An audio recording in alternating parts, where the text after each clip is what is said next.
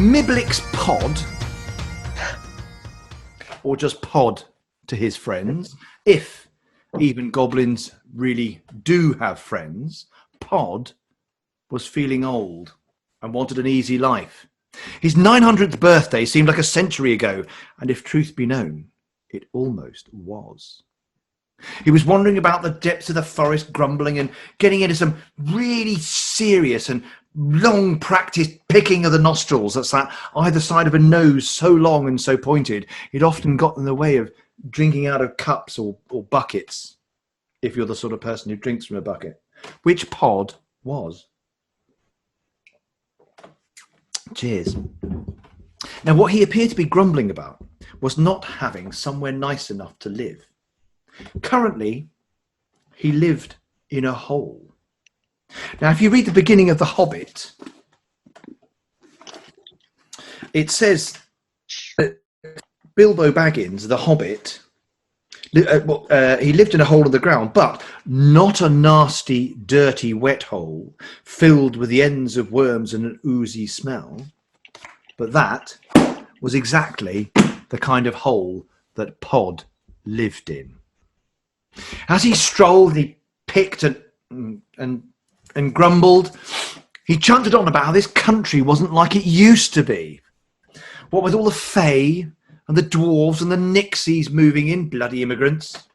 It used to be all goblins in this part of the world, and now the mortals were taking over, outbreeding us, he said. Used to be respectable green folk like him round here. Now there were pink faces everywhere. And where were all the humans coming from? From the continent, that's where. Well, first it was a few Britons. And that's okay. Britain for the Britons. That's what they used to say. But then it was the Romans, and then the Saxons, the Angles, the Jutes, the Vikings, the Normans, and whoever next. This country needed to take control of its borders and control the immigration of humans. A few was okay, but never this many. The country was full up, and the elf service couldn't cope. Anyway, he was sure that someone was in power and command somewhere, and they had it under control and knew what they were doing. And just as long as he didn't have to think about all the complicated stuff in life, he was happy to grumble about it. He sat down in a desultory way on a log and stretched his long pointed ears, letting them go with a twang and shaking the cobwebs off them and the spiders out of them. He deserved a rest. He deserved a long rest. He'd fought in the goblin and human wars centuries ago when he was just a lad. And the humans with their incredibly short lifespans, and now that they were all friends again, well, they'd let that history drift into stories. Well, he was sitting there, chuntering and moaning away, when suddenly there was a noise in the distance. A kind of weird, squeaky, wailing noise, like somebody playing a violin badly or stretching a cat. and realised that it was the sound of a baby. A human baby, a mortal human baby. He crept over and eventually found a little cottage deep in the woods, a classic cottage with a turf roof and bendy sides and a little chimney made of stone with a little tail of smoke coming out of it. And there was a newborn baby lying in a cot. Now that cot looked very comfortable indeed. He hatched a plan at that point, and that night, as the stars sprinkled the sky with their fairy dust at night, he crept into the cottage and found the baby's mother asleep in her bed. Just the mother, mind you. Who knows where the father is? Feckless humans, popping out babies and expecting the parish poor box to support them. He went in and crept into the mother's room. Not the baby's room, the mother's room. From a small pouch at his belt where he had a little bag of sand he'd nicked from the Sandman, he sprinkled that over her face and into her eyes and cast a glamour upon her.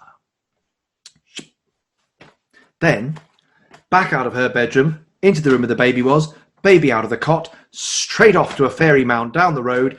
He knew the charms, he knew the incantations to open the door. In he went, Wait, lads, got a baby. Do you fancy a baby? Got a baby. And gave the baby to the fairies to look after.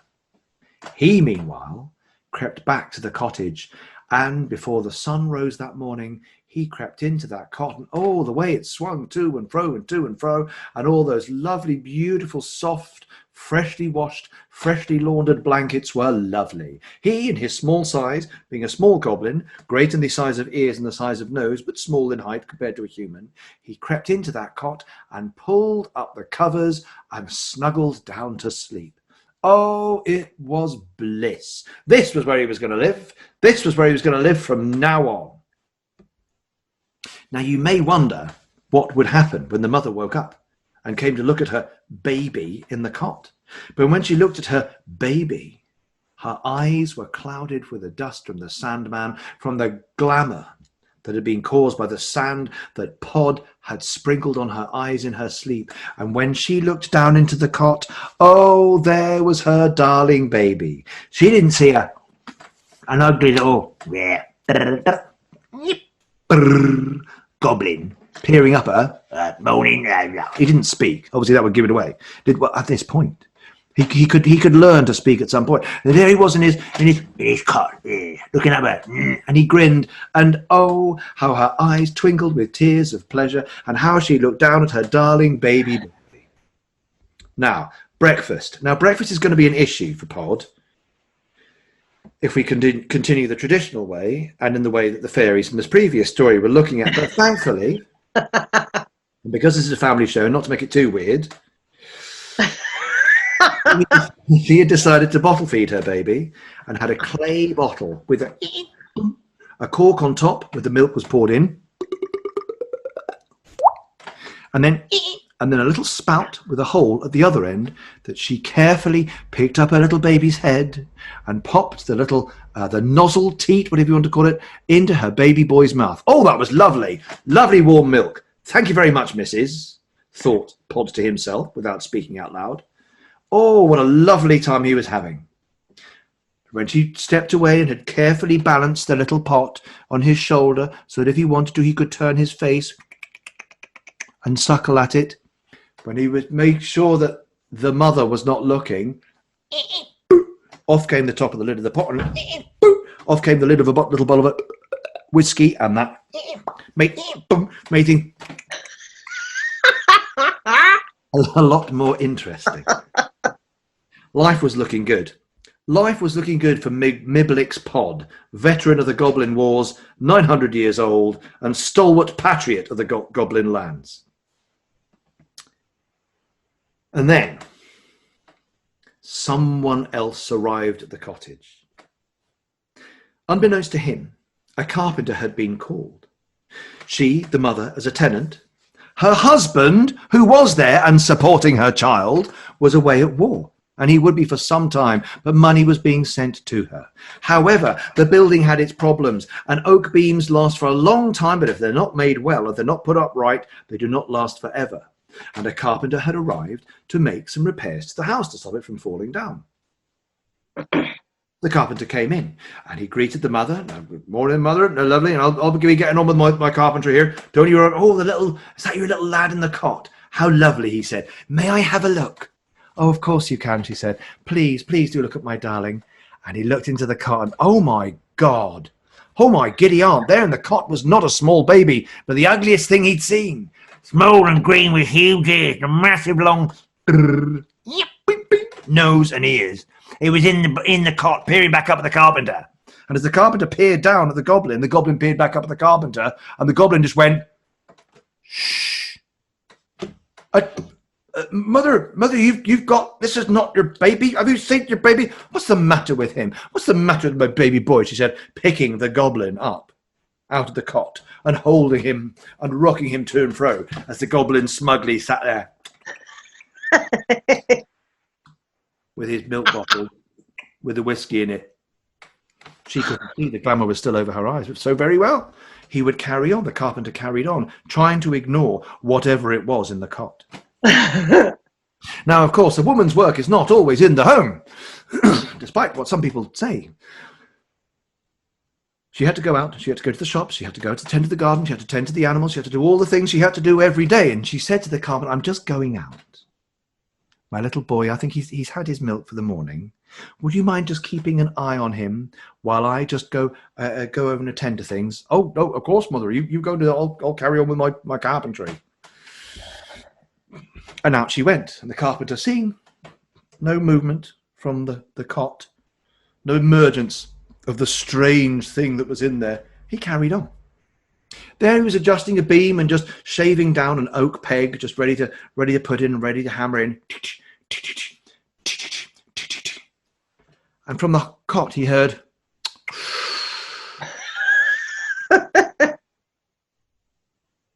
had he heard that? Had he heard a disapproving intake of breath from the baby in the cot? Clearly not. And he carried on.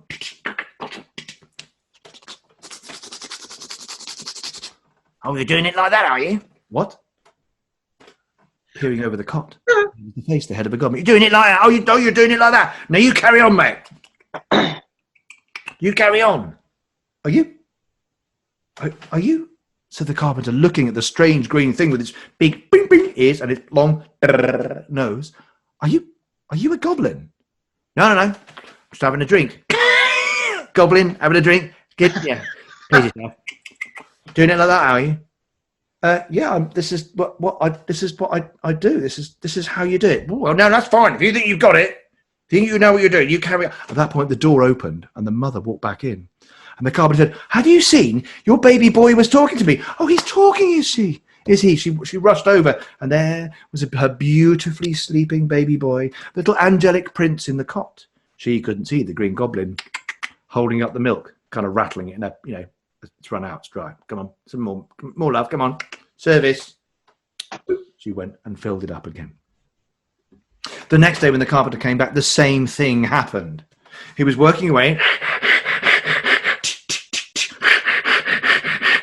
and out from the cot, there he was leaning on the edge, smoking.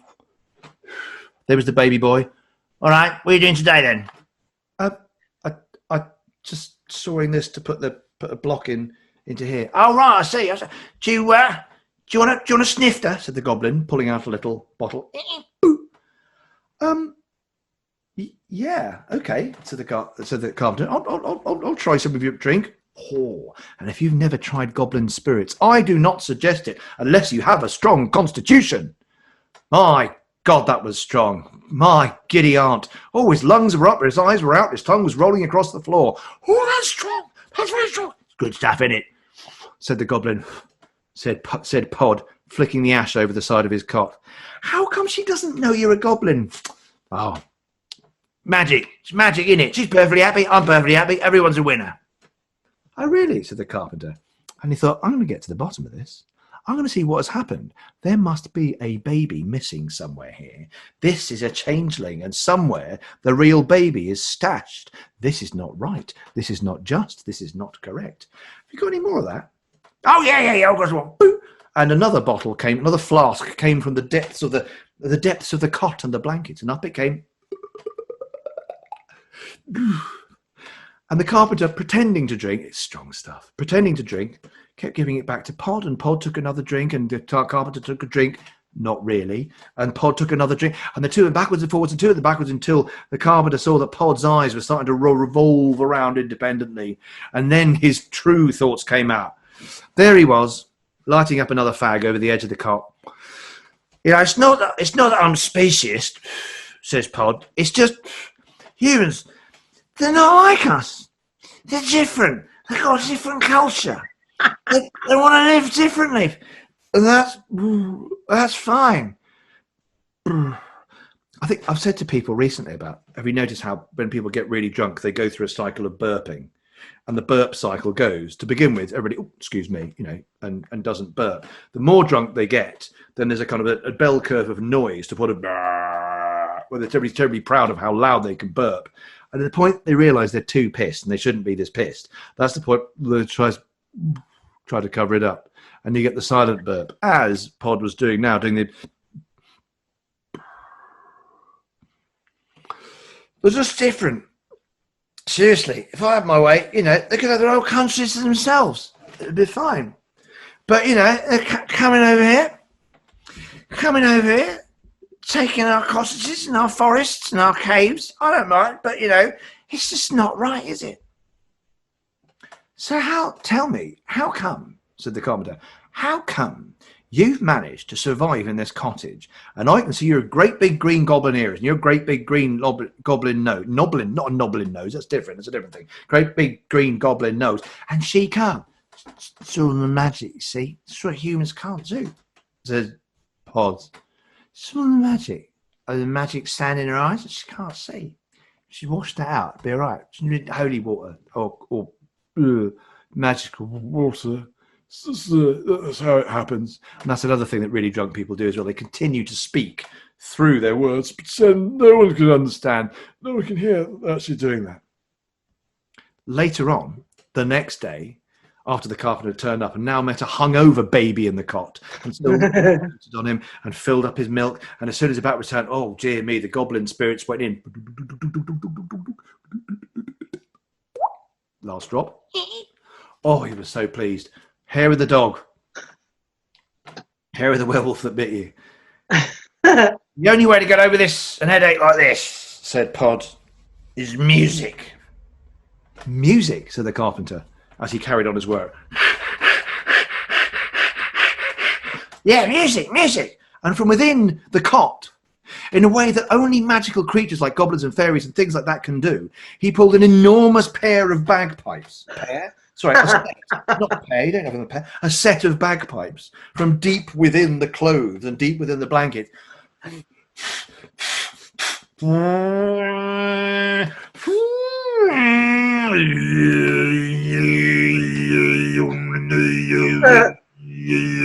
And sat there playing the goblin bagpipes. The mother came roaring in through the door, which made and the carpenter looked up to see the mother, who looked at him, who looked at the cot. My darling, she cried. He looked over to the cot, and there was silence, as if the goblin had never been playing bagpipes in there at all. I heard him crying. I heard his musical voice tinkling through the forest, and I had to come to save him. You heard a baby crying, he said. Yes, she said, yes. But you went over to check. Oh, he's asleep now. There he is. He's asleep. Right, said the carpenter. That's very good. Tomorrow, Mother, is my last day, so I'll be here. Perhaps we could finish up and settle up tomorrow morning. Make sure you're here with me, and then I have to make sure the baby's back with you and all that nonsense. Yes, of course, she said. Yes, of course. So the next day, the carpenter hatched his plan. After he'd been looking after the baby for a while, he'd been playing the bagpipes with a fag in one hand, blinking into the smoke, and then occasionally quaffing from his baby bottle full of milk and goblin spirits. The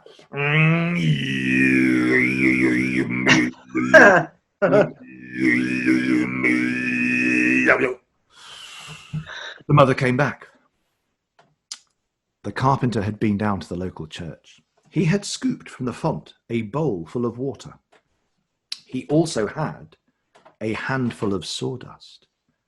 Just come over and check this, he said, Mother. Let me show you something. See this wooden peg I've hammered in here. Now, it will grow and spread to size and may stick out a bit more. And when it is ready, in a couple of years, we'll saw it off like that. But you can use it as a peg since then. And as he talked, the woman came over to see what he was talking about.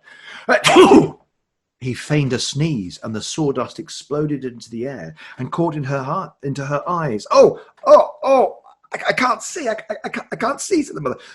Don't worry, I have some water here, said the carpenter. Here, bathe your hands and your eyes in this bowl of water, what I have handily prepared for you. Thank you, she said, thank you, and splashed the water into her eyes, and the water from the font in the church washed away the fairy glamour, and there she suddenly saw in the cot was a goblin. Pod was still in there, not really realising what had happened. Bit more near, Mum. She suddenly saw for the first time the horror that was in the cot with its big bing bing nose. A changeling! A changeling! A changeling! A baby! My baby has been taken overnight. I've got some bad news for you, mother. Still, steel yourself, said the carpenter. He's been gone a while, and this goblin has been here since then. What have you done? Carpenter, hand me your sharpest of chisels. I will kill it in vengeance for my... Wait, said Pod. No one's going to die here. I am a senior goblin citizen and deserve respect. Now, I moved your baby out because I wanted to move in. I live in an hole, which is, like it says in this book, dank and full of half of worms and horrible and slimy. I can get your baby back if you want. Just leave me alone. I'm enjoying the milk and the whiskey and the bagpipes and chatting to this fella, even if he doesn't know how to use it properly. Very well, she said. If you bring back my baby, I will make sure no harm comes to you. All right, he said. All right. It was about the kiddies. Do anything for the kiddies. It's all about the kiddies. So off he went. He went to the fairy mountain with the charms and incantations he knew. He went in and came out with the baby and brought it back. Only a few days had passed and the baby had been well looked after by the fae. Here he is. I suppose I better... Oh, my war wound's hurting. Oh, I suppose I better get back to my hole, my dank and dark hole. Look, what is it you want? Said the mother. I just want a place to live. Nice place to live. Better than a hole. And somewhere I can live and be respected. Well, why don't you stay in my barn, she said. It's warm, it's dry, it's full of straw. If you stay there, you can drink as much milk as the cow will give you. There are quite a few rats and mice. Oh, really? Oh, really? I'm quite partial to a rat or a mouse every now and then. Well, if you want to stay there and you keep the rats and mice down and you keep the fae from my door, you look after a few things around the farm, I will let you take milk from the cow and I will leave out milk sops for you in a bowl by the door. All right, said Pod. That sounds good. You won't see me again, but you won't see no rats and mice and any trouble. I will look after him. And so she did. Pod disappeared into the shed, into the barn. With his big ears and his long nose and his grubby green skin. In he went, and she never saw him again. But she also never saw a rat or a mouse, and her grain sacks were without holes, and she was never bothered by unworthy spirits of the forest. And true to her word, every so often she would leave out milk sops, milk with bread outside. She would sometimes leave out a cake, sometimes even a little drink of strong spirits if it was that time of year. And it is true to say that even today, whether you call them fairies or goblins or hobs or house elves or hobgoblins, if you leave a little something out for them, they'll find a nice warm place to stay near your house. And they'll drink the milk, they'll eat the sops, they'll even take the booze and the cakes. And they'll look after all the little bits of business around your house, your garden, your farm, if you are lucky enough to have one.